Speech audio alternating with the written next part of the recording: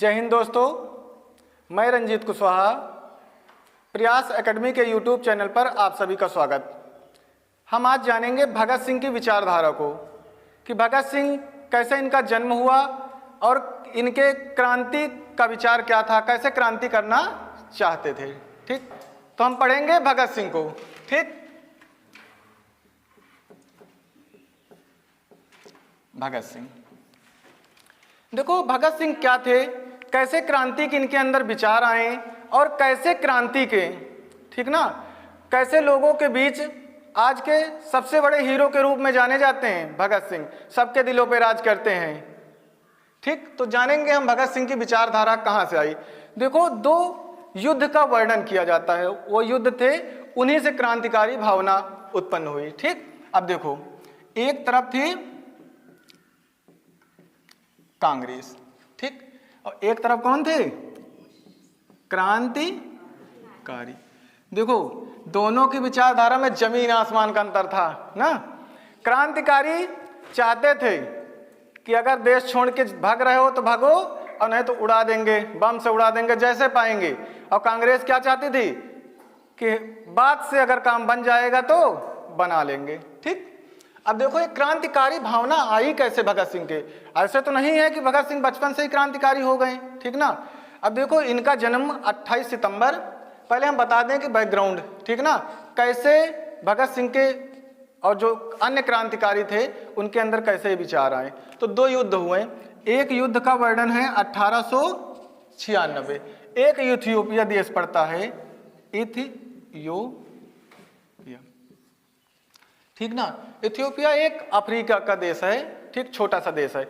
उसने क्या किया, 1896 में इटली को हरा दिया। किसको हरा दिया, इटली को। मतलब इथियोपिया जो देश है वो एक छोटा सा अफ्रीकी देश है। ठीक, अब इसने किसको हरा दिया, इटली को, जो आज भी जाना जाता है कि इटली एक महाशक्ति के रूप में है। ठीक ना, जाना जाता है कि ताकत में, हथियारों में, हर चीज में ज्यादा है। इस इथियोपिया देश ने इटली को हरा दिया। ठीक, और उसके बाद एक 1905 का वर्णन है। किसका, 1905। छोटा सा देश है कौन, जापान, एशिया का देश है, ठीक ना। कौन सा देश है, जापान। ठीक, जापान ने किसको हरा दिया, रूस को हरा दिया, जो आज सुपर पावर के रूप में है, सोवियत संघ जिसको कहते हैं ना। तो देखो, यहीं से विचारधारा बनी कि इथियोपिया जैसे छोटे से देश ने इटली को हरा दिया, और जापान जैसे छोटे से देश ने, भाई छोटे का मतलब क्षेत्रफल में छोटा है, रूस का क्षेत्रफल तो विश्व में सबसे बड़ा है। ठीक, तो इसको जापान ने हरा दिया। इसी जगह से किसकी भावना उत्पन्न होती है, क्रांति की भावना उठती है। ठीक ना।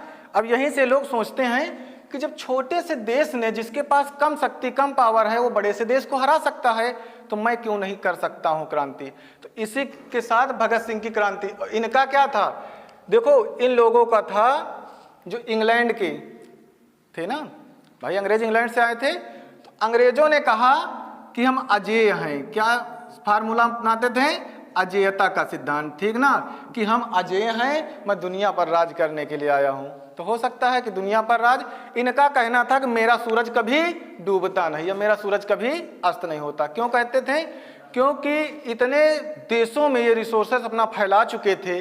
ठीक ना भाई, जैसे अंग्रेजों का राज आधे से ज्यादा पृथ्वी पर इन्हीं का राज था। ठीक ना, हर देश में क्या, हर देश को अपना गुलाम बनाए थे। तो वहां से कहते थे कि मेरा सूरज कभी नहीं डूबता। तो क्रांतिकारियों ने सोचा कि जब ऐसे देशों ने, छोटे से देश ने महाशक्तियों को हरा सकते हैं, तो ये भी इनका अजेयता का सिद्धांत भी खत्म होगा और ये हारेंगे भी। ठीक ना, यानी कि इनका कहना था कि हारेंगे, ठीक है, हारेंगे भी। तो यहीं से क्रांतिकारी भावना लेकर के भगत सिंह आते हैं। ठीक, जो भी पॉइंट नोट करने वाले हों आप लोग नोट कर लिया करें, ठीक ना। और सीरियस रह करके पढ़ाई करना है, मेहनत करना है, और अच्छा जीवन में कुछ करना है। ठीक ना, एक अच्छे इंसान बन करके रहना है। बेहतरीन इंसान अपनी मीठी जुबान से जाना जाता है, वरना अच्छी बातें तो दीवारों पर भी लिखी होती है। मुझे पढ़ना है, बस पढ़ना है, ये सोच करके बैठिए कि मेहनत करना है। ठीक ना, और किताबें जरूर पढ़िएगा, बिना किताब के कुछ होना नहीं है। ठीक ना, नोट कर लो जो नोट करने वाले पॉइंट हैं। जानेंगे भगत सिंह की विचारधारा को, जिनको दिल से सलाम करने का मन हर इंसान के अंदर यही आता है। जैसे ही भगत सिंह का नाम आता है लोगों के चेहरे पर आ जाता है कि मुझे भी क्या करना है, भगत सिंह जैसे क्रांति करना है। तब आपको बम लेकर के नहीं फोड़ना है, लेकिन इतना है, देखो गलत का विरोध खुल करके कीजिए, क्योंकि इतिहास किसका लिखा जाता है? जो भी मेहनत करेगा उसी का तो लिखा जाएगा। भाई अगर इतिहास आज भगत सिंह को पढ़ाया जा रहा है तो क्यों पढ़ाया जा रहा है? क्योंकि इन्होंने ऐसा कार्य किया, ठीक ना।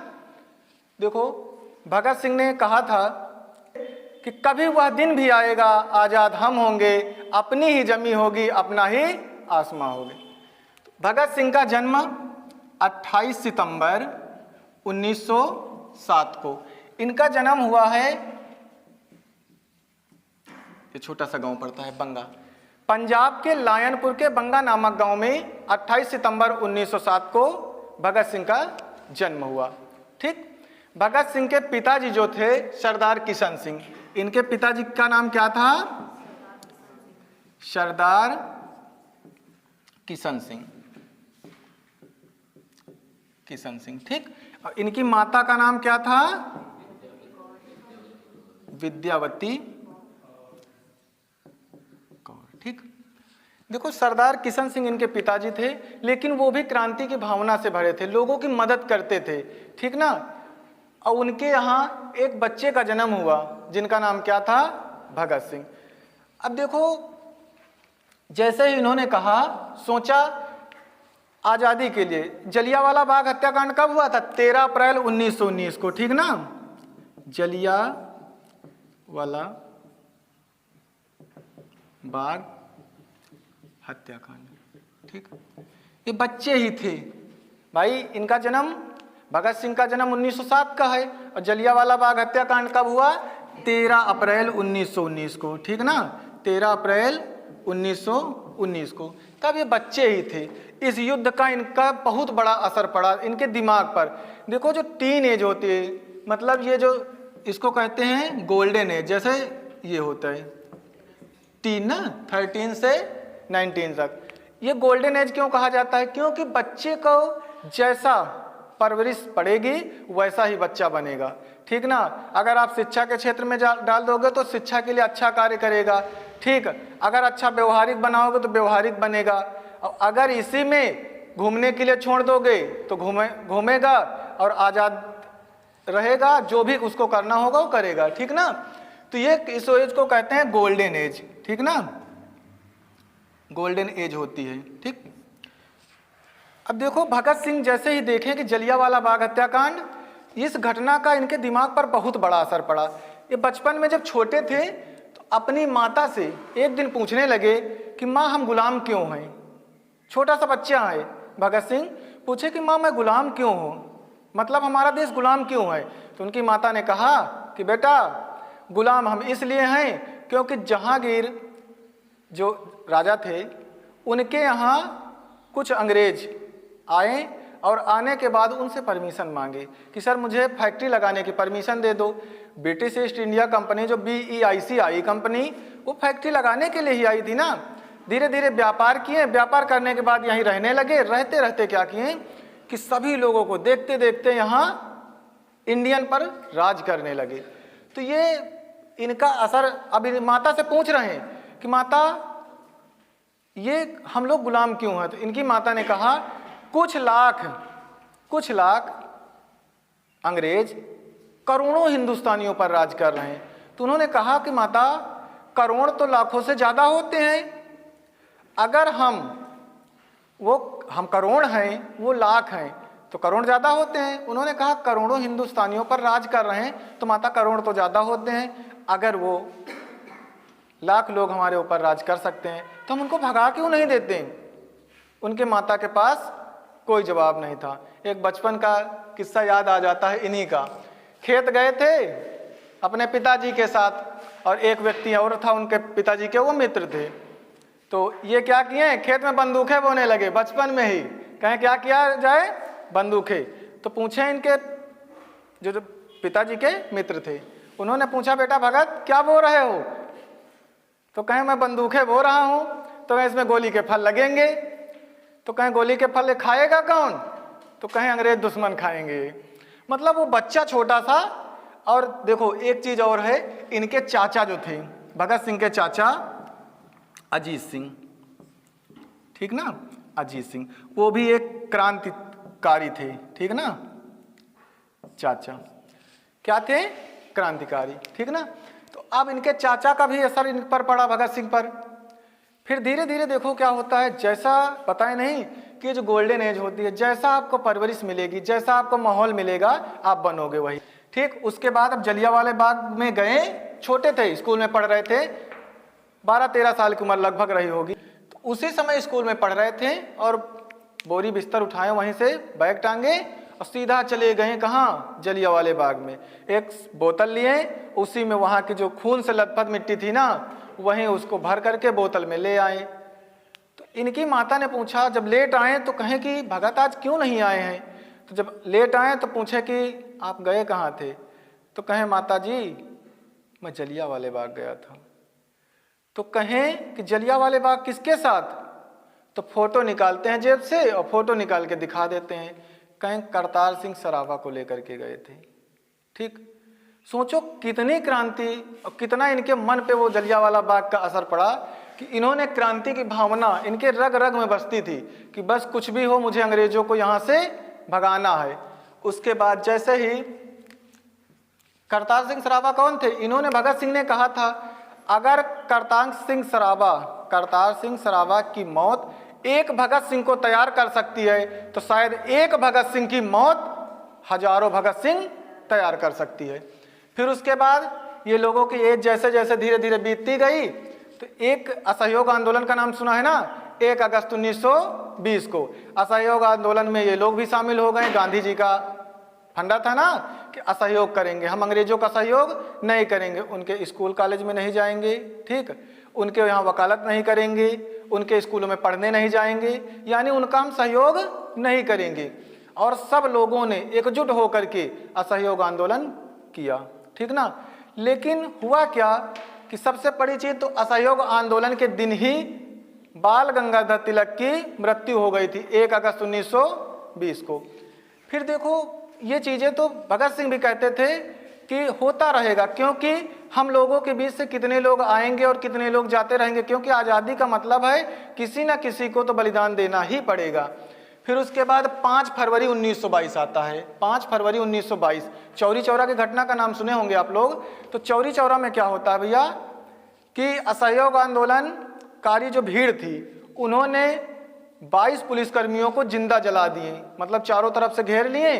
उन लोगों ने इन लोगों पर फायरिंग की तो 2-3 क्रांतिकारी को मार दिए थे। भीड़ गुस्साई और गुस्सा करके वापस दौड़ा ली।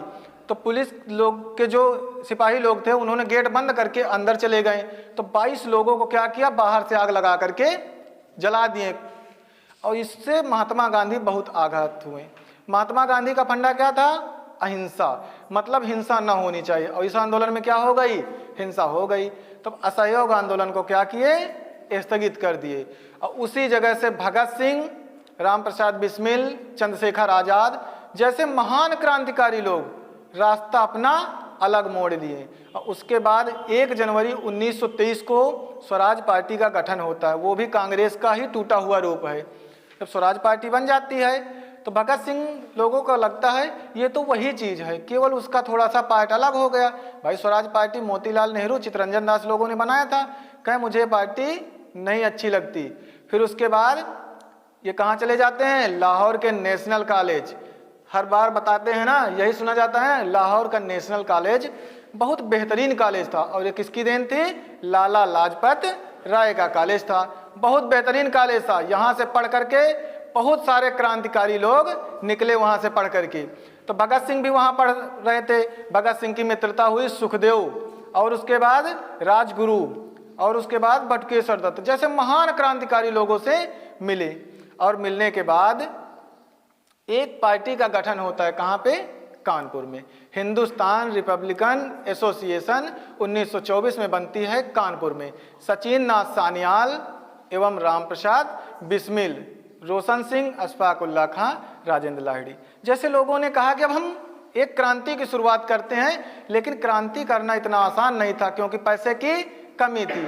कांग्रेस के पास बहुत पैसा था। कांग्रेस के पास पैसा क्यों था? क्योंकि कांग्रेस को पैसा, जितने अमीर आदमी हैं कांग्रेस को दान देते थे, लेकिन क्रांतिकारियों को दान क्यों नहीं देते थे लोग? बताओ क्यों नहीं देते थे लोग? क्योंकि ये सोचते थे अंग्रेजों के एंटी होकर के काम करेंगे और उसके बाद इनको तो पकड़ेंगे ही, अब बाद में हम लोगों को भी पकड़ा जाएगा, इसलिए कोई मदद नहीं करना चाहता था। तो हिंदुस्तान रिपब्लिकन एसोसिएशन की स्थापना तो कानपुर में हो जाती है 3 अक्टूबर 1924 को, लेकिन पैसे की कमी होती है। जब पैसे की कमी होती है तो क्या करेंगे? कहीं ना कहीं तो पैसे की व्यवस्था करनी पड़ेगी। ऐसा तो है नहीं कि अमीर घर के लड़के हैं उठा करके ले आएंगे। ठीक, जो भी पॉइंट नोट करने वाले हो नोट कर लीजिए। तो HRA संस्था बनती है, ठीक ना? ये कब बनती है? 3 अक्टूबर 1924 को, ठीक ना? HRA बनती है, इसका नाम है हिंदुस्तान रिपब्लिकन एसोसिएशन। कब बनती है? 3 अक्टूबर 1924 को। कहाँ बनती है? कानपुर में बनाई जाती है एक संस्था जिसका नाम रखते हैं हिंदुस्तान रिपब्लिकन एसोसिएशन। इसकी स्थापना कौन करते हैं? सचिंद्र नाथ सान्याल थे, ठीक ना? सचिंद्र नाथ सान्याल, ठीक। और इसी में कौन रहते हैं? राम प्रसाद बिस्मिल।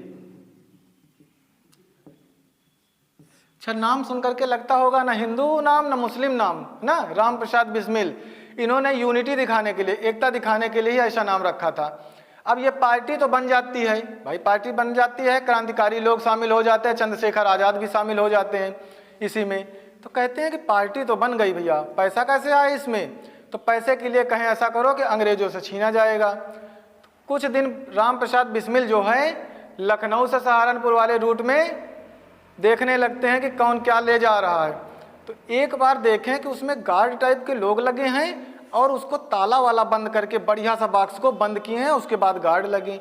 जब पता किए तो क्या इसमें सरकारी खजाना अंग्रेजों का जाता है। क्या अंग्रेजों का धन था? वो तो हिंदुस्तान का धन था, हमारा लोगों का धन था, और नाम क्या दिए? सरकारी खजाना है।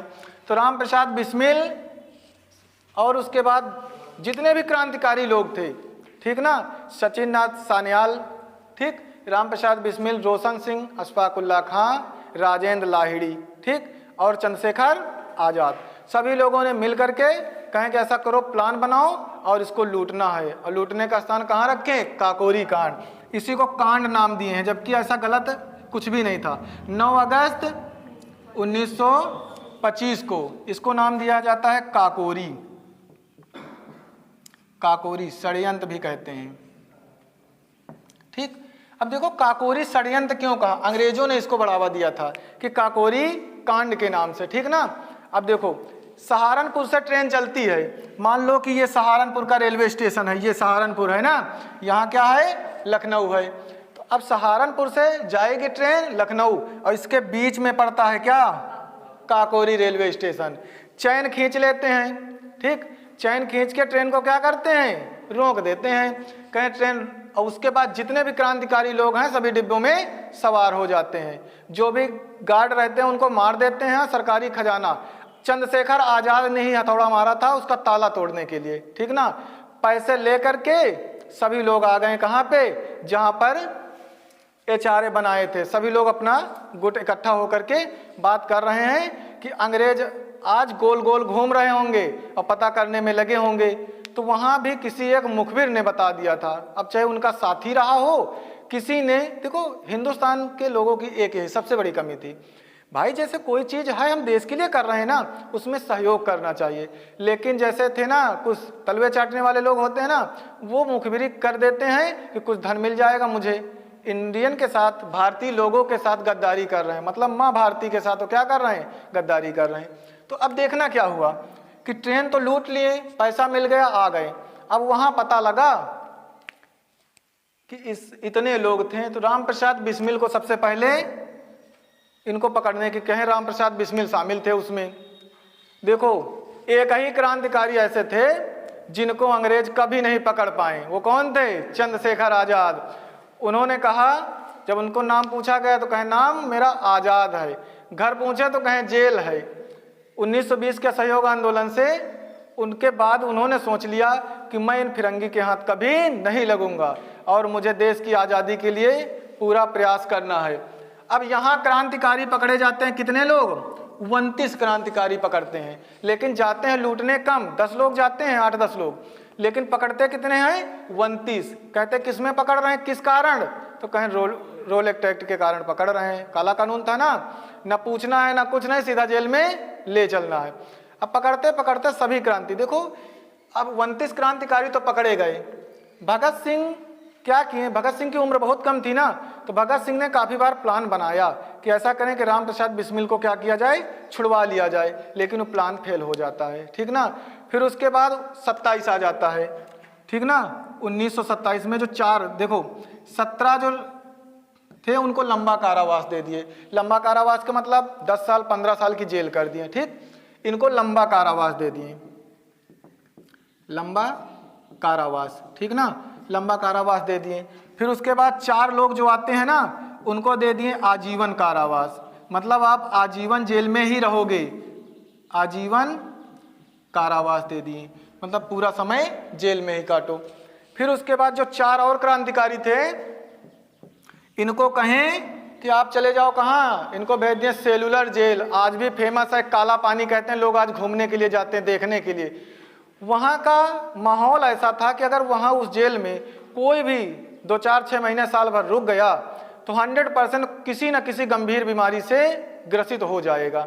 ऐसा ही हुआ था बटुकेश्वर दत्त के साथ। जब वो जेल में लंबा रुक गए तो क्या हुआ, टीबी की बीमारी लग गई। तो अब 4 को कहाँ भेज दिए? सेलुलर जेल, सेलुलर जेल भेज दिए। अब काला पानी का था, काला पानी इसी को कहते हैं सेलुलर जेल, जो अंडमान निकोबार में है, ठीक ना। चारों तरफ से पानी जल भरा होता है, उसके बीच की जेल बनी है। वहाँ क्या है, सर्दी सीलन रहती है तो बीमारियों से ग्रसित हो जाते हैं लोग। अब देखो, और उसके बाद 17 ये हो गए, 4 21 4 25। अब बच गए 4 लोग ना जो बेहतरीन लीडर थे, जो देश के इतिहास बदल देते। अगर सच कहें ना, भगत सिंह ने यही कहा था, अगर वास्तव में 23 साल का नौजवान, सोचो 23 साल की उम्र में फांसी लग गई थी, लेकिन फिर भी इतना जुनून उनके अंदर था। उन्होंने ही कहा था अगर कांग्रेस के अनुसार आज़ादी मिलेगी तो सिर्फ पावर का ट्रांसफ़र होगा, अंग्रेज चले जाएंगे, भारतीय वैसे ही बैठेंगे सीटों पर, वैसे ही जमेंगे, शोषण वैसा ही होता रहेगा, ठीक। अब देखो जो 4 क्रांतिकारी बच गए उनमें से 4 क्रांतिकारी कौन थे? राम प्रसाद बिस्मिल, ठीक ना, राम प्रसाद बिस्मिल थे। उसके बाद कौन थे? रोशन सिंह, रोशन सिंह, राजेंद्र लाहिड़ी, राजेंद्र लाहिड़ी। उसके बाद अशफाक उल्ला खां, अशफाक उल्ला खां संभवतः पहले मुस्लिम हैं जिन्हें फांसी की सजा मिली थी, सबसे पहले यही क्रांतिकारी। और इन लोगों को कब फांसी दी गई? 1927 में। राम प्रसाद बिस्मिल को 19 दिसंबर 1927 को इन लोगों को क्या दे दी गई? फांसी। अब HRA का क्या हो गया? खात्मा हो गया, मतलब HRA क्या बनी। और उसके बाद काकोरी कांड में सभी लोगों को पकड़ा, लंबा कारावास दे दिए, 17 लोगों को, 4 लोगों को आजीवन कारावास, 4 लोगों को सेलुलर भेज दिए, काला पानी। अब बच्चे 4 क्रांतिकारी बेहतरीन थे, राम प्रसाद बिस्मिल, रोशन सिंह, अशफाक उल्ला खां और राजेंद्र लाहिड़ी। इनको क्या किए? फांसी की सजा दे दिए। मतलब जो क्रांतिकारी भावना थी, एक क्रांतिकारी ही पूरे देश को बदल सकता। सोचो ये 29 बेहतरीन दिमाग थे, लेकिन इनको सबको खत्म कर दिया गया, ठीक। उसके बाद एक डर का माहौल पैदा कर दिया गया। लेकिन भगत सिंह ने कहा था कि वो मुझे मार सकते हैं पर मेरे विचारों को नहीं मार सकते। आज भी तो भगत सिंह के विचार फेमस हैं। उन्होंने क्या कहा था? कभी वह दिन भी आएगा, आज़ाद हम होंगे, अपनी ही जमी होगी, अपना ही आसमा होगा, ठीक। अब देखो इसके बाद 19 दिसंबर 1927 को क्या हुई? फांसी हो गई। तो देखो जो हमारे यहाँ के बेहतरीन लीडर थे उनको तो फांसी दे दिए ना। अब देखो 1927 का साल था, एक गली में बम विस्फोट हुआ था, दशहरा का टाइम था, गली में एक बम विस्फोट हुआ था और उसमें शक के आधार पर किसको गिरफ्तार कर लिए? भगत सिंह को। 1927 का साल था, 4 जुलाई 1927 को भगत सिंह की पहली गिरफ्तारी होती है। क्योंकि 1907 का जन्म है, अब 20 साल के हो गए। तो 18 के पहले क्या होता था कि छोड़ देते थे, 17-16 साल में केस नहीं चलता था। तो अब जैसे ही 20 साल के हो गए तो पहली बार गिरफ्तार हुए, वो भी किसके आधार पर? शक के आधार पर। मतलब इनको कंफर्म नहीं था, केवल शक के आधार पर इनको क्या किया गया? गिरफ्तार किया गया। दशहरा का टाइम था, उसी मेला दूसरी जगह लगा था, किसी गली में बम विस्फोट हुआ। कहा कोई नहीं, ये काम कौन कर सकते हैं? भगत सिंह कर सकते हैं। तो इनको गिरफ्तार किए, और जो गिरफ्तार किया गया 1927 को, तब जो गिरफ्तार करने के वक्त अधिकारी थे डीएसपी। कौन थे? डीएसपी, ठीक ना, डिप्टी सुप्रिंटेंडेंट ऑफ पुलिस, जिनको सीओ कहते हैं ना, क्षेत्राधिकारी होते हैं। अब ये कौन थे? क्राइम ब्रांच थे, क्राइम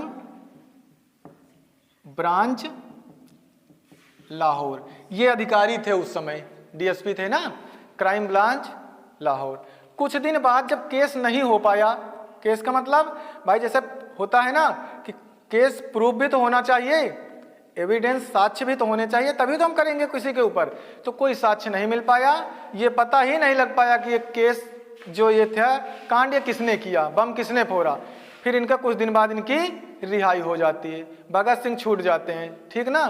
और जब छूट जाते हैं तो उसके बाद बीच में देखो भगत सिंह ने एक सभा भी बनाई थी, एनबीएस। क्या बनाया था? एनबीएस, नौजवान भारत सभा। भगत सिंह ने कहा कि मैं इसका सचिव हूं और अब कार्य आगे को बढ़ाया जाए, नवयुवकों को जोड़ा जाए, और क्रांति से ओतप्रोत हो उन्हीं को जोड़ा जाएगा। अब बेहतरीन दिमाग, ठीक। देखो शोक तो होता है, कुछ दुख तो होता है, क्योंकि भाई राम प्रसाद बिस्मिल जैसे साथियों को जो साथ रहते थे उनको खोना पड़ा, ठीक, दुख हुआ। लेकिन भगत सिंह ने कहा कि ऐसे शोक से काम नहीं चलेगा, क्योंकि हम में से कितने को शहादत देनी पड़ेगी। उसके कुछ दिन बाद क्या किए? नौजवान भारत सभा का गठन किए। कब किए? 1926 में नौजवान भारत सभा, एनबीएस बना लिए पंजाब में, ठीक ना। इसके सचिव बन गए, कार्यक्रम आगे बढ़ाना चालू कर दिए कि कार्य करना, ठीक ना। उसके कुछ दिन बाद बताए ही हैं कि इनको 4 जुलाई 1927 को पहली बार गिरफ्तार कर लिया गया था। किसी गली पे एक दशहरा का मेला था, उसी के समय में बम विस्फोट हुआ रास्ते में, और शक के आधार पर कि भगत सिंह को गिरफ्तार कर लिए। केस जो था उसका कोई साक्ष्य नहीं मिल पाया, इस वजह से इनको रिहा कर दिए कुछ दिन बाद, ठीक। उसके बाद भगत सिंह कहते हैं ऐसे काम नहीं चलेगा, नौजवान भारत सभा तो काम कर ही रहा है पंजाब में, मुझे जाना पड़ेगा कहाँ? दिल्ली। दिल्ली गए और चंद्रशेखर आजाद बताए थे ना कि जो काकोरी कांड हुआ था उसके बाद भाग करके चले गए थे, उड़ीसा के जंगलों में रहे कुछ दिन, और वहां की बाद फिर झांसी लौट आए, और झांसी के बाद फिर कहाँ चले गए? दिल्ली में। चंद्रशेखर आजाद ऐसे क्रांतिकारी थे जो अंग्रेजों के नाक में दम कर दिए थे। उन्होंने कहा कि मुझे जिंदा कभी फिरंगी अंग्रेज कभी पकड़ नहीं पाएंगे, ठीक। अब देखो नौजवान भारत सभा का गठन किए, उसके बाद 4 जुलाई 1927 को गिरफ्तारी हुई। जो उस समय डीएसपी थे क्राइम ब्रांच लाहौर के, ठीक, इनके अंडर में रहे, और रहने के बाद जब कोई साक्ष्य नहीं मिला, कुछ दिन बाद प्रूफ ही नहीं कर पाए कोई कि ये भगत सिंह ने कार्य किया है, उसके बाद थोड़े दिन बाद इनको रिहा कर देते हैं। रिहा करने के बाद भगत सिंह चले जाते हैं दिल्ली, ठीक। वहाँ चंद्रशेखर आजाद से मिल करके एक नई पार्टी बनाते हैं। जो भी पॉइंट नोट करने वाले हों आप लोग नोट कर लीजिए। भगत सिंह ने कहा था, इस कदर वाकिफ है मेरी कलम मेरे जज्बातों थे, अगर इसके लिखना भी चाहूँ तो इनकलाब लिख जाता हूँ। उन्होंने कहा कि जिंदगी तो सिर्फ अपने कंधों पर जी जाती है, दूसरों के कंधे से तो सिर्फ जनाजे उठाए जाते हैं। अब देखिए ये भगत सिंह जाते हैं कहाँ पे? दिल्ली। दिल्ली किससे मिलते हैं? आजाद से, जो बेहतरीन क्रांतिकारी आजाद थे। मैं आजाद हूं और आजाद ही रहूंगा, मुझे जिंदा अंग्रेज नहीं पकड़ सकते हैं, ठीक। तो अब देखना इसके बाद क्या हुआ। भगत सिंह और चंद्रशेखर आज़ाद दोनों लोगों ने मिल करके कहा, जो HRA पार्टी थी ना, हिंदुस्तान रिपब्लिकन एसोसिएशन, जो काकोरी कांड के बाद जो क्रांतिकारी पकड़े गए थे, उस पार्टी को नए तरीके से हम लोग बनाते हैं फिर से। तो ये लोग एकत्रित होते हैं दिल्ली के फिरोज शाह कोटला मैदान, फिरोज शाह कोटला, है ना, ये मैदान है फिरोज शाह कोटला मैदान। इसको अगस्त क्रांति के नाम से जानते हैं। कौन सा मैदान? अगस्त क्रांति मैदान के नाम से भी जानते हैं, अगस्त क्रांति मैदान के नाम से ना। ये कहाँ पे है? दिल्ली में। तो भगत सिंह ने कहा इस संस्था का नाम थोड़ा सा हल्का सा चेंज किया जाएगा, इसमें समाजवाद नहीं था और समाजवाद को जोड़ना चाहिए, क्योंकि भगत सिंह ने कहा था ना, वो मुझे मार सकते हैं पर मेरे विचारों को कभी नहीं मार सकते हैं। फिर आजाद से मिले भगत सिंह दिल्ली में, सजेशन दिए, मतलब दोनों लोग मिल करके कहें उस नाम पार्टी का नाम चेंज करते हैं। और 1928 का साल था। कौन सा साल? 1928 का साल था। उसका नाम रखें HSRA। क्या नाम रख दिए? HSRA। अब HSRA का मतलब हिंदुस्तान सोशलिस्ट रिपब्लिकन एसोसिएशन। देखो ये जो सोशलिस्ट शब्द है ना, इसका मतलब है समाजवाद। भगत सिंह दिल से चाहते थे कि समाजवाद का मतलब सभी को बराबर रहने, कमाने, खाने का अवसर मिले, सभी को रोजगार मिले और किसी भी व्यक्ति का शोषण न हो और यहाँ पर सबका पूर्ण अधिकार हो। कहने का मतलब स्वतंत्र लाइफ हम लोग जिए। ठीक, भगत सिंह एक बहुत बेहतरीन क्रांतिकारी थे। अगर वो लंबे टिक जाते तो आज देश की तस्वीर ही कुछ और होती। उन्होंने कहा था अगर कांग्रेस के अनुसार या महात्मा गांधी के अनुसार आज़ादी मिलेगी तो सिर्फ पावर का ट्रांसफर होगा।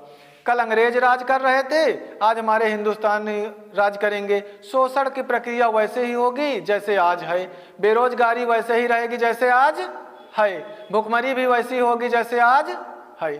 ठीक, अब देखो ये संस्था तो बना लेते हैं, ठीक, अब संस्था में पैसे की जरूरत पड़ती है, पंपलेट छापना है या कोई भी कार्य करना है, ठीक ना।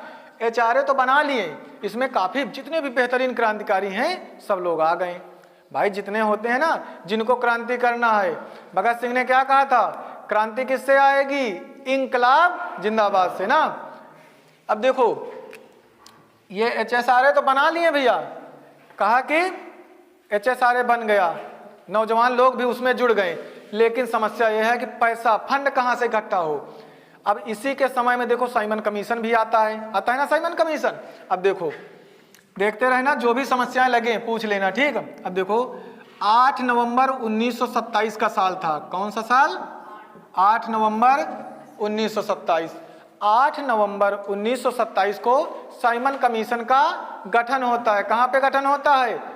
ब्रिटेन में। अंग्रेज गठन करते हैं और उसमें कितने सदस्य होते हैं? 7 सदस्य। कितने सदस्य? 7 सदस्य होंगे, ठीक। और 7 कौन होंगे? अंग्रेज होंगे।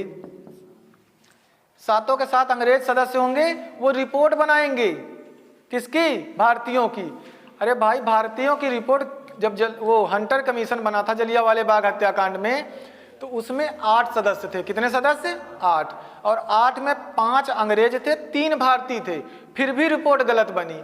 भाई 1000 लोगों को मारे थे जलियांवाले बाग हत्याकांड में, 1000 के ऊपर लोगों को मारे थे, 1650 राउंड फायरिंग हुई थी और रिपोर्ट मात्र कितनी दिखाए कि 300 कुछ लोग मात्र मरे हैं।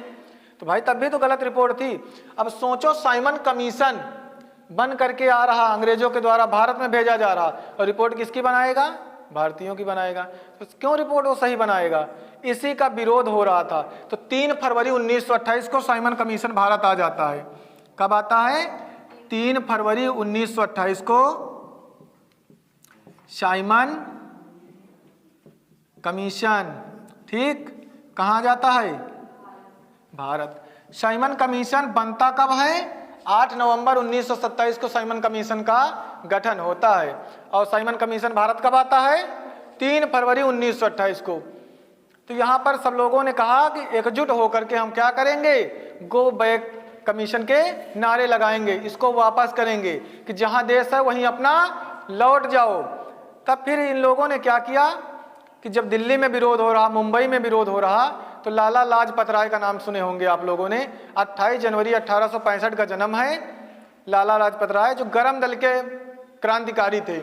उन्होंने भगत सिंह को कहा, बुलाया, कहें बेटा मैं कुछ कहना चाहूँ आपसे तो मेरी बात मानोगे? भगत सिंह ने कहा लाला लाजपत राय जी से कि आपको हमेशा मैंने पिता तुल्य माना है, आप आदेश तो करिए। कहें जैसे ही सब जगह साइमन कमीशन का सभी जगह भारत में विरोध हो रहा, मैं चाहता हूं कि हमारे साथ आप लोग भी शामिल हो, लेकिन कोई हिंसा नहीं होनी चाहिए, कोई मारकाट लड़ाई झगड़ा नहीं होना चाहिए। तो भगत सिंह ने कहा ठीक है, आपकी बात मान करके लाहौर जो है लाहौर के रेलवे स्टेशन पर पहुंचते हैं। जितने भी इंडियंस होते हैं वहां पर क्या साइमन कमीशन का विरोध करते हैं। साइमन कमीशन कब आया? 3 फरवरी 1928 को, ठीक ना। लाहौर में विरोध करते हैं, तो विरोध करने में पुलिस ने लाठी चार्ज करा दी। जो आदेश दिया था स्कॉट ने कहा था, स्कॉट एक अंग्रेज अधिकारी था, उसने कहा था, और सैंडर्स ने भी लाठी चार्ज की थी, उसी में सैंडर्स हत्याकांड कहते हैं ना। अब देखो सैंडर्स ने उन पर लाठी चार्ज कर दी, तो लाला लाजपत राय की मृत्यु हो जाती है, घायल हो जाते हैं, सिर पर बहुत ज़्यादा चोटें पड़ती हैं। लाठियाँ जब पड़ती हैं तो सर में ब्लीडिंग होती है, और कुछ दिन बाद हॉस्पिटल में उनकी मृत्यु हो जाती है। तो लाला लाजपत राय की मृत्यु कब होती है? 17 नवंबर 1928 को। 17 नवंबर 1928 को लाला लाजपत राय की मृत्यु हो जाती है। भगत सिंह ने कहा किसी को कोई फर्क पड़ा हो ना पड़ा हो। कांग्रेस के लीडर भी थे, कांग्रेस के जो अध्यक्षता किए थे लाला लाजपत राय भी उसके अध्यक्ष रहे, कांग्रेस में शामिल रहे हैं। जब गरम नरम दल अलग हुए हैं तब लाला लाजपत राय अलग हुए हैं, ठीक। कहीं इतने बड़े देश के लीडर को लाठियों से पीट पीट करके मार डाला, और कांग्रेस ने एक शब्द नहीं बोला कि क्यों इतने बड़े लीडर को मारा। भगत सिंह ने कहा फर्क पड़े ना पड़े लेकिन सैंडर्स को उड़ा देंगे। स्कॉट को मारने, कहें स्कॉट ने आदेश दिया था इसी को मारना है। प्लान बनाते हैं, प्लान बनाने के बाद देखो इनके साथ जाते कौन है? राजगुरु, सुखदेव, और उसके बाद जयगोपाल होते हैं, चंद्रशेखर आजाद, भगत सिंह, ठीक। साइकिल बिगड़ने की एक्टिंग करते हैं, मतलब साइकिल की चैन उतार करके, और उसके बाद आजाद पेड़ के पास खड़े होकर के बताते हैं कि एस्कॉर्ट निकलने वाला है अभी। तो एस्कॉर्ट की जगह पर निकला कौन? सैंडर्स। और सैंडर्स निकला तो आजाद ने इशारा कर दिया कि सैंडर्स आ रहा। भगत सिंह ने आकर के सामने से गोली मार दी उनको, 3-4 गोलियां मारी, वो अधिकारी उसी जगह लुढ़क गया। अब आजाद ने कवर दे दिया। कवर देने का मतलब ये होता है कि उनको बचाने के, मतलब उनकी सुरक्षा किए, सब लोग सुरक्षित रहें। लेकिन उसी जगह पे किसी चश्मदीद कोई व्यक्ति ने किसको देख लिया था कि कोई सिख लड़का है। भगत सिंह को नहीं पहचान पाए थे, लेकिन लड़का सिख है। तो भगत सिंह ही पगड़ी बांधे रहते थे, दाढ़ी थी और पगड़ी बांध के रहते थे, भाई सिख थे। तो इनकी जब पहचान हो गई तो चंद्रशेखर आजाद ने कहा कि भगत सिंह को यहाँ से निकालना है। निकालने के बाद क्या किए कि इनका पूरा गेटअप चेंज करवा दिया, दाढ़ी बनवा करके। और आज भी आप लोग देखेंगे जो भगत सिंह बहुत हैंडसम दिखते हैं, जिसमें एकदम नौजवान, ठीक, बढ़िया सा कोट पहन करके, और टोपी देखे होंगे, तिरछी सी टोपी है ना, वही फोटो उसी जगह का है। एकदम से कोट टाई बेल्ट बढ़िया पहन करके। और किसकी सहायता से जाते हैं? दुर्गा भाभी की सहायता से। दुर्गा भाभी कौन थी? भगवती चरण बोहरा की पत्नी थी। देखो भगत सिंह के साथ एक उनके जो मित्र रहते थे, तो उन्होंने कहा भगत सिंह के पास जीवन में 2 चीजें हमेशा रहती थी।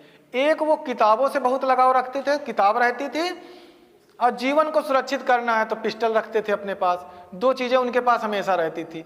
जब मतलब वो कहीं गायब रहते थे तो ये 2 चीजें अपने पास रखते थे, ठीक। अब भगत सिंह को कहाँ भेज दिए? लाहौर से कोलकाता भेज दिए। लेकिन भाई जो क्रांति है, क्रांति की भावना है, भगत सिंह ने क्या कहा था? वो मुझे मार सकते हैं पर मेरे विचारों को नहीं मार सकते हैं, ठीक। तो वहां से चले गए कहाँ? लाहौर से कोलकाता। कोलकाता कुछ दिन रहे, लेकिन फिर सोचे कि कुछ ना कुछ क्रांति करना है।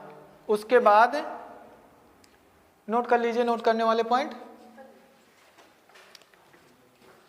भगत सिंह तो चले जाते हैं लाहौर से कहाँ?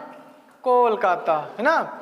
लेकिन मन में बेचैनी है कि मेरे दोस्त साथियों कि जान चली गई है। भाई काकोरी कांड में कितने लोग गए, उसके बाद ठीक ना नौजवानों को पकड़ पकड़ के ले जा रहे थे।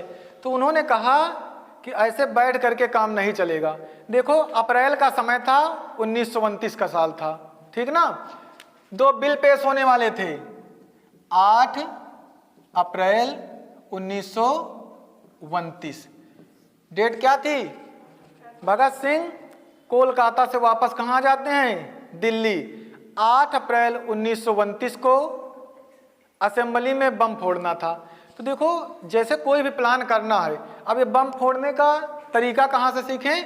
तो एक फ्रांस का एक व्यक्ति था अराजकतावादी, ठीक ना, एक कोई संस्था थी, उस लोगों ने, जितने लोग वहाँ भी थे उन लोगों ने क्या किया, अपने असेंबली में बम फोड़ा था। तो वहीं से भगत सिंह उनकी किताब पढ़ रहे थे, तो उन्हीं से कहा, मतलब उनकी किताब से सीखे, तो कहें हम भी बम फोड़ेंगे और अंग्रेजों को ये बिल पास होने नहीं देंगे। 2 बिल थे, एक का नाम था पब्लिक सेफ्टी बिल, है ना, और दूसरे का नाम था ट्रेड, है ना, डिस्प्यूट बिल, ठीक। अब देखो दोनों बिल का मतलब क्या था, न इसमें कोई पब्लिक की सुरक्षा थी और न इसमें कोई ट्रेड का डिस्प्यूट था। भगत सिंह जानते थे अगर ये 2 बिल पास हो गए, एक का मकसद ये था कि क्रांतिकारी की आवाज को हमेशा के लिए दबा देना, है ना, जो भी क्रांतिकारी हैं ऐसा नियम बनाओ कि आवाज ही ना उठा पाए। और दूसरे का मतलब था मजदूरों के हड़ताल करने के हक को छीन लेना, खत्म कर देना, कि मतलब मजदूर अपने हक के लिए आवाज ना उठा पाए। भगत सिंह जान गए थे अगर ये बिल दोनों पास हो गए तो हम लोगों का जीना मुश्किल कर देंगे अंग्रेज। तो इन्होंने कहा, आजाद इनके पक्ष में नहीं थे, कहें कि आप बम नहीं फोड़ोगे। बम फोड़ने का किसको दिया गया था? बटुकेश्वर दत्त और सुखदेव। भगत सिंह राजगुरु जो सुखदेव है ना, तीसरा नाम जो है सुखदेव। और भगत सिंह उस समय यूएसएसआर जाना चाहते थे, सोवियत संघ जिसे रूस कहते हैं। लेकिन फिर कुछ प्लानिंग्स ऐसा बना तो भगत सिंह ने कहा कि असेंबली में बम कौन फोड़ेगा? तो भगत सिंह ने कहा मैं जाऊंगा, क्योंकि मैं ऐसी दलील दूंगा, मतलब जो अंग्रेज अधिकारी जो जज होगा वहां जब पूछा जाएगा तो मैं सारी बातों का जवाब दे सकता हूं। और जो भाई पैसे की कमी थी ना, तभी तो ये लोग क्या किए थे, काकोरी कांड, इसीलिए तो काकोरी की घटना हुई थी। तो इन लोगों ने कहा कि बिल तो हम चलो पास नहीं होने देंगे। अब भगत सिंह और बटुकेश्वर दत्त ले लिए बम, अब असेंबली में गए, बैठ गए जा करके। और वहां पर जब असेंबली में विट्ठल भाई पटेल और मोतीलाल नेहरू जैसे बड़े महान लोग, क्रांतिकारी भारतीय भी थे, तो इनका मेन मकसद था भगत सिंह का कि बहरे कानों तक अपनी आवाज पहुंचाना चाहते थे। किसके पास? अंग्रेजों तक, कि अपनी आवाज। तो जब देखे खाली जगह जो थी ना, बम उसी जगह पे बम फोड़े। कौन साथ गया था? बटुकेश्वर दत्त, ठीक ना, भगत सिंह और बटुकेश्वर दत्त। इन लोगों ने देखा कि असेंबली में बम फोड़ना है तो जाकर के बम फोड़ दिए। धुआं बहुत तेज एक्सपोजर हुआ, मतलब तेज धमाका हुआ, और जो धुआं उठा, मौका था चाहते तो भाग जाते, लेकिन भगत सिंह ने कहा कि मैं गिरफ्तारी दूंगा और मैं अपनी आवाज अंग्रेजों तक पहुंचाऊंगा। मैं मर करके यह दिखाना चाहता हूं कि जैसे हम लोग मर सकते हैं तो आम जनता भी मरना सीख ले। भगत सिंह बहुत अच्छी फैमिली से थे, बहुत खाते पीते खानदान से थे, बहुत नॉर्मल आदमी नहीं थे, बहुत गरीब घर से थे, फिर भी उन्होंने देश के लिए क्रांति की। तो उनका कहना था कि जब मैं मर सकता हूं देश के लिए तो आम जनता भी मरना सीख ले। इनकी गिरफ्तारी हो गई, भगत सिंह और बटुकेश्वर दत्त की, ठीक ना। मतलब जब मजिस्ट्रेट के सामने पेशी हो इनकी, तो जो सारी बातें ये करना चाहते थे बातें करते थे, और बात करने के बाद सारी बातें इनके पर्चा में छप करके जो भी वहाँ के पत्रकार थे, ठीक ना, आज के जैसे पत्रकार नहीं कि जो भी मन में आया छाप दिए, राम गाथा गाया फिरा करते दूसरे की ना। तब के पत्रकार अपने काम के प्रति बहुत ईमानदार थे, वो लोग जो भगत सिंह चाहते थे वही छापते थे ना। भगत सिंह की भाषा फ्री में, जो भगत सिंह चाह रहे थे ना कि ये काम हो जाए, उनका फ्री में पूरा प्रचार होता चला गया। हर जगह HSRA का नाम चल रहा था, भगत सिंह का और बटुकेश्वर दत्त का। उसके बाद लंबा समय तक इन लोगों को जेल की सजा हुई। उसी जेल में क्या है कि किताबें नहीं पढ़ने को मिलता था, क्रांतिकारियों को पेपर नहीं पढ़ने मिलता था, और खाना भी बहुत बेकार देते थे। तो भगत सिंह ने कहा कि मैं भूख हड़ताल जब तक करूंगा जब तक कि इन चीजों में सुधार नहीं हो जाता है। 64 दिन की भूख हड़ताल की थी। सोचो आज एक दिन भूखा रहना पड़ जाए तो दिक्कत है, अपने लिए नहीं देश के लिए, कि ताकि हमारे देश को जल्दी से आज़ादी मिल जाए, ठीक ना। तो भगत सिंह ने 64 दिन की भूख हड़ताल की और 64वें दिन जो लास्ट दिन था ना, जतिन दास की मौत हो गई थी, जतिन दास की, ठीक। लास्ट दिन 64वें दिन मौत होती है। फिर अंग्रेज अधिकारी इनकी बात मान लेते हैं, इनको किताबें पढ़ने को मिलती। और जो इनके वकील थे ना, एक दिन आसफ अली वकील हैं, एक दिन मिलने गए तो भगत सिंह अलग सेल में थे, बटुकेश्वर दत्त अलग सेल में थे। तो मिलने गए तो बटुकेश्वर दत्त से पूछे कि आपने तो बम नहीं फोड़ा था, बम तो केवल भगत सिंह ने फोड़ा था, फिर आपने क्यों कहा कि मैंने भी बम फोड़ा है। तो कहें आसफ अली जी आप बेशक कितने भी पैरवी कर लीजिए, लेकिन मुझे पता था कि ये केस लंबा होगा और इनको भगत सिंह को जेल ज़्यादा दिन की होगी। तो ऐसी कंडीशन में मैं अपने दोस्त को अकेला कैसे छोड़ सकता था, इसलिए मैं जेल में। तो सोचो कि एक दोस्त के लिए अपनी जान की परवाह नहीं की और देश के लिए फांसी के फंदे को चूम लिए भगत सिंह लोग। तो देखो ऐसा नहीं है कि उन लोगों ने किया तो उनसे हमको सीख लेनी चाहिए, उनकी विचारधारा क्या थी, कैसे लोगों को मोटिवेट करना चाहते थे। फिर जेल में एक दिन मिलने गए थे, कौन, एक मेहता करके व्यक्ति थे, वो मिलने गए थे, ठीक ना। मेहता मिलने गए तो भगत सिंह ने कहा किताबें लाए हो मेरे लिए। तो कहें कि आज तुम्हारी शाम को फांसी है, तुमको किताब की लगी है।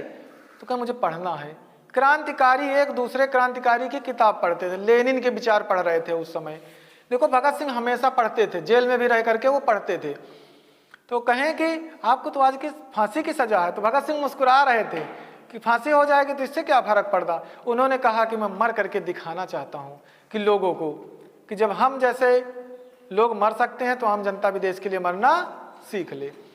उसके बाद भगत सिंह की फांसी की सजा पता है या 24 मार्च 1931 को फांसी की सजा का प्रावधान करते हैं, लेकिन जनता में एक अलग तरीके का माहौल बन जाता है, सारी जनता एकजुट हो जाती है। तो अंग्रेजों को लगा कि शायद फांसी की सजा को टालना ना पड़े, इस वजह से भगत सिंह को एक दिन पहले शाम को फांसी दे दी गई। 23 मार्च 1931 इतिहास में पहली ऐसी फांसी है जो समय के विपरीत दी गई, ने शाम को कभी फांसी नहीं दी जाती है।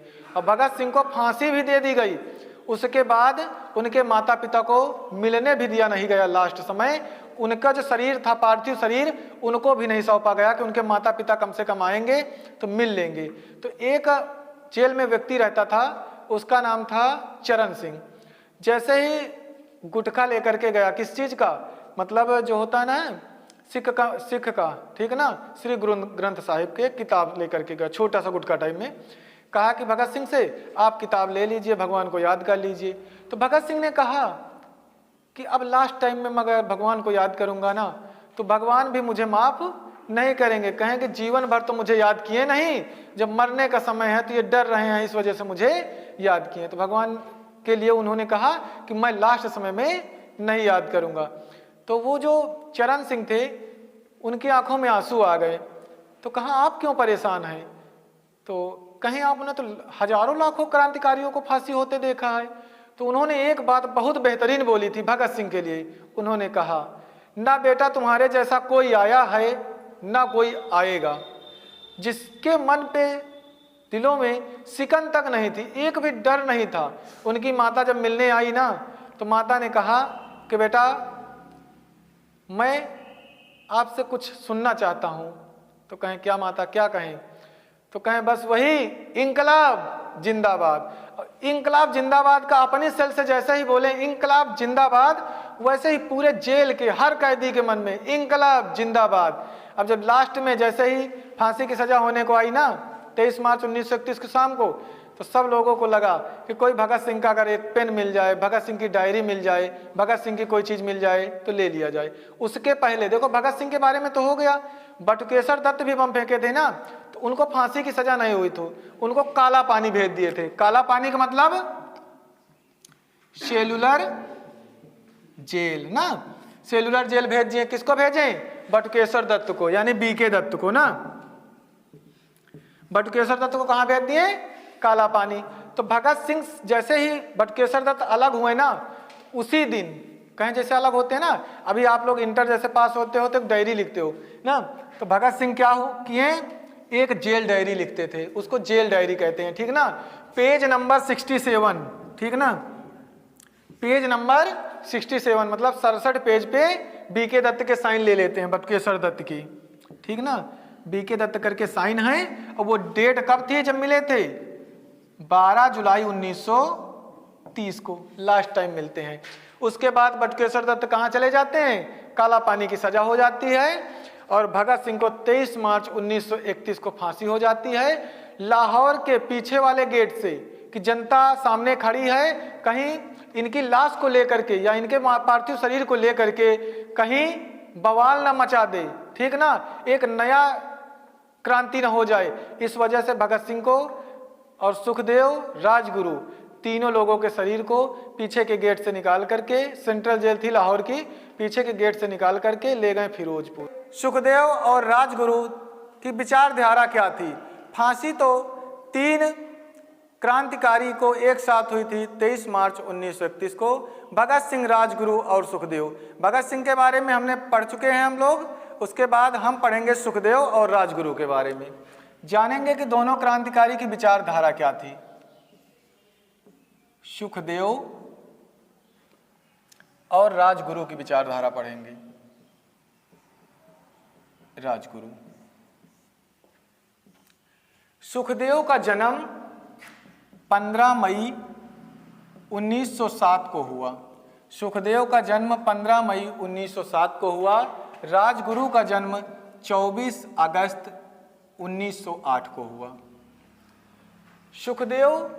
सुखदेव थापर लिखते थे, थापर, सुखदेव थापर। 15 मई 1907 को सुखदेव का जन्म होता है और सुखदेव भी भगत सिंह के साथ नेशनल कॉलेज से पढ़े, वहीं मित्रता होती है इनकी। फिर HRA में शामिल होते हैं, हिंदुस्तान रिपब्लिकन एसोसिएशन और हिंदुस्तान सोशलिस्ट रिपब्लिकन एसोसिएशन। 1 अगस्त 1920 का असहयोग आंदोलन में शामिल होते हैं, असहयोग आंदोलन में शामिल होते हैं, असहयोग आंदोलन में शामिल होते हैं। फिर हिंदुस्तान रिपब्लिकन एसोसिएशन जो 3 अक्टूबर 1924 को बनी, इसमें शामिल रहते हैं।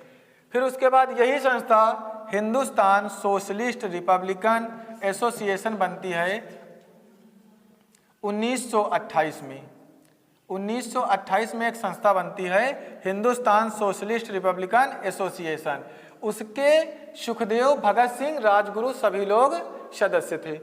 फिर उसके बाद सुखदेव जब असेंबली में बम फेंकना होता है 8 अप्रैल 1929 को, तब सुखदेव, भगत सिंह के स्थान पर सुखदेव को चुना गया था। भगत सिंह को उस समय USSR जाना था, यानी सोवियत संघ जाना था कुछ कार्यवश, लेकिन वैसी कंडीशन आई, भगत सिंह ने कहा कि नहीं, असेंबली में बम हम फेंकेंगे, जब जज के सामने हमारी पेशी होगी तो हम सारी बातों को उनके समक्ष अच्छे से रख लेंगे। उसके बाद सुखदेव वहीं साथ में थे और राजगुरु, अब इनके पिताजी बचपन में ही एक्सपायर हो गए थे, इनके पिताजी की मृत्यु जो है बचपन में ही भी हो गई थी। तो इनका जो लालन पालन, पढ़ाई का सारा खर्च उठाए इनके चाचा जी ने इनका पूरा खर्च उठाया पढ़ाई का। पढ़ लिख गए, फिर क्रांतिकारी भावना आ गई और जैसे सैंडर्स हत्याकांड में सभी लोग शामिल थे, राजगुरु, सुखदेव, भगत सिंह, आजाद तो बच करके निकल गए थे। अब सभी लोगों ने क्या किया कि जब लाला लाजपत राय की मृत्यु साइमन कमीशन के विरोध में 17 नवंबर 1928 को हो जाती है, उसके कुछ दिन बाद सैंडर्स की हत्या भगत सिंह करते हैं 17 दिसंबर 1928 को, सैंडर्स को मार देते हैं। और फिर जो लाहौर षड्यंत्र केस थी उसकी फाइल खुलती है और सुखदेव, भगत सिंह और राजगुरु को फांसी की सजा हो जाती है। इनके पिताजी की भी मृत्यु बचपन में ही हो जाती है, पिताजी की मृत्यु बचपन में हो जाती है जब ये छोटे ही थे। तो इनके बड़े भाई थे, बड़े भाई, इनका खर्च, लालन पालन सभी, राजगुरु का लालन पालन सारा खर्च कौन उठाते थे, इनके बड़े भाई। तो बड़े भाई कहते थे कि तुम पढ़ाई करो और तुम्हारा इस अंग्रेजी स्कूल में नाम लिखवा देते हैं। अंग्रेजी जो स्कूल था इंग्लिश वाला, उसमें हम आपका नाम लिखवा देते हैं। ये कहे मुझे नहीं पढ़ना अंग्रेजों के स्कूल में, मुझे इंग्लिश नहीं सीखना है, मुझे देश के लिए करना है। और ये बाल गंगाधर तिलक थे, बाल गंगाधर तिलक। तो तिलक की एक मीटिंग होती है, तो उसी मीटिंग में राजगुरु पहुंच जाते हैं, राजगुरु मीटिंग में पहुंच जाते हैं। तिलक की मीटिंग थी, तो तिलक ने जो अपना माला था उतार करके राजगुरु को पहना देते हैं। बहुत खुश होते हैं और अपने भाई, बड़े भाई से बताते हैं कि देखो तिलक ने हमें ऐसे ऐसे माला पहरा दिया। तो वो माला तोड़ देते हैं उनके बड़े भाई, कहना आपको सही से पढ़ना है तो पढ़िए। तो इन्होंने कहा कि मुझे ऐसी पढ़ाई नहीं करना है, मुझे देश के लिए काम करना है। इनके बड़े भाई समझाते हैं कि अपने पिताजी भी नहीं हैं और मुझे सारा खर्चा, सारी जिम्मेदारी निभाना है। इन्होंने कहा कुछ भी हो, मैं अंग्रेजों के स्कूल में नहीं पढ़ूंगा। और इनको जो मन लगता था इनका पढ़ने में, संस्कृत भाषा में लगता था, संस्कृत भाषा में। ये संस्कृत के प्रकांड विद्वान टाइप के थे, बड़े बड़े जो भी संस्कृत की पुस्तकें होती थी उनको पढ़ते थे। तो संस्कृत जो थी, संस्कृत भाषा, उसका मन लगा करके पढ़ते थे।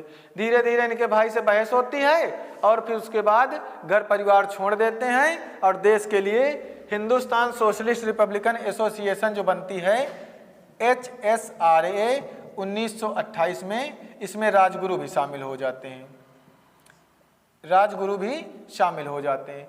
अब ये लोग जब सारा केस का चिट्ठा खुलता है, सैंडर्स हत्याकांड में सभी लोग शामिल होते हैं और फिर एक तारीख आती है 23 मार्च 1931 को। इन सभी क्रांतिकारी, जो महान क्रांतिकारी थे, सुखदेव, भगत सिंह और राजगुरु, सभी लोगों को फांसी दी जाती है। भगत सिंह, सुखदेव, भगत सिंह, सुखदेव और राजगुरु, इन सभी लोगों को फांसी दे दी जाती है। वहीं बड़ी लंबी भूख हड़ताल होती है, 64 दिन की भूख हड़ताल करते हैं उसी लाहौर की जेल में। और वहीं नारा फेमस होता है, इंकलाब जिंदाबाद, क्रांति अमर रहे, क्रांति सदा चलती रहे। तो सुखदेव, राजगुरु, भगत सिंह सभी लोग हिंदुस्तान सोशलिस्ट रिपब्लिकन एसोसिएशन के सदस्य थे। उसके बाद सैंडर्स हत्याकांड में भी शामिल थे। इस वजह से जब सारी फाइलें खुलती हैं तो लाहौर षड्यंत्र जो केस होती है, लाहौर षड्यंत्र केस, लाहौर षड्यंत्र केस जो होता है उसकी फाइल खुलती है, लाहौर षड्यंत्र केस की। और इन सभी लोगों को 23 मार्च 1931 को शाम को फांसी दे दी जाती है, जबकि शाम का कभी प्रावधान नहीं था। लाहौर के पीछे के गेट से निकाल करके इन सभी को फिरोजपुर हुसैनी वाला गांव ले जा करके फिरोजपुर में सतलज नदी के तट पर इनका अंतिम संस्कार कर देते हैं। घर वालों को लाश तक नहीं देते हैं, यानी कहने का मतलब इनका जो पार्थिव शरीर था उसको भी नहीं देते हैं।